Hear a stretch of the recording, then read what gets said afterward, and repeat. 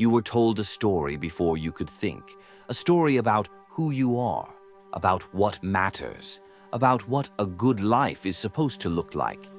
And because you heard it early enough, you never thought to question it. Most people believe their life is the result of choice, but choice is only meaningful when you know the alternatives. What if your decisions were made inside boundaries you never agreed to? Not forced, not threatened, simply assumed. This is not a conspiracy. It's far more ordinary than that. It's conditioning. From childhood, your mind learned patterns long before it learned truth. Reward followed obedience. Approval followed conformity. Silence followed doubt.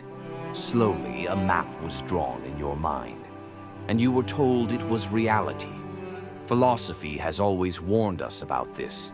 The Stoics spoke of false judgments. Existentialists warned of borrowed meaning.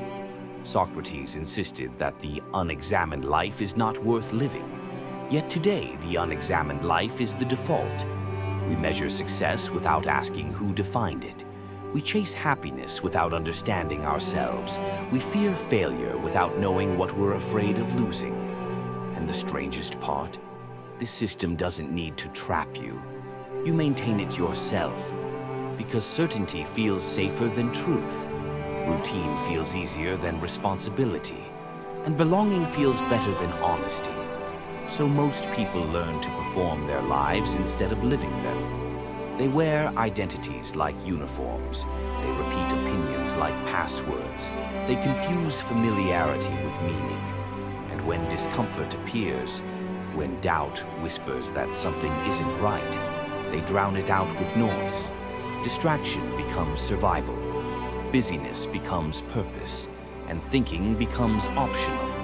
But philosophy begins at the moment you stop running. It begins in silence, in discomfort, in the unsettling realization that much of what you call you was inherited, not chosen. Ask yourself this slowly. If no one were watching, if no one were judging, if no one were rewarding or punishing you, who would you become? Most people never ask that question because the answer demands courage. Courage to disappoint, courage to stand alone, courage to admit, I don't know. And yet, that admission is the doorway. Awareness doesn't destroy your life, it reveals it. You begin to notice how thoughts appear without permission, how fears disguise themselves as logic, how desires are often echoes of other people's expectations. You realize that not every thought is yours, not every belief is true. Not every path deserves your loyalty. This is not rebellion. It is responsibility. Freedom does not mean doing whatever you want. It means understanding why you want what you want. And that understanding changes everything. The world doesn't suddenly become easier, but it becomes honest. You stop asking, how do I fit in? And start asking, what is real? You stop chasing approval.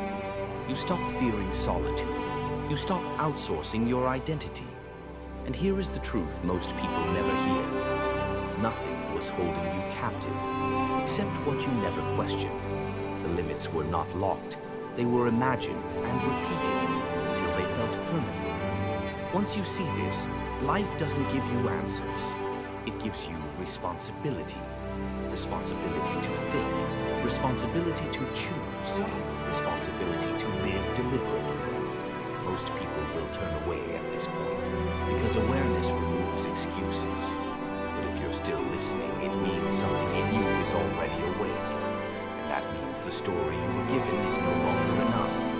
So the real question is not whether you were conditioned. The question is, now that you see it, will you continue living on autopilot? Or will you finally claim your life as your own?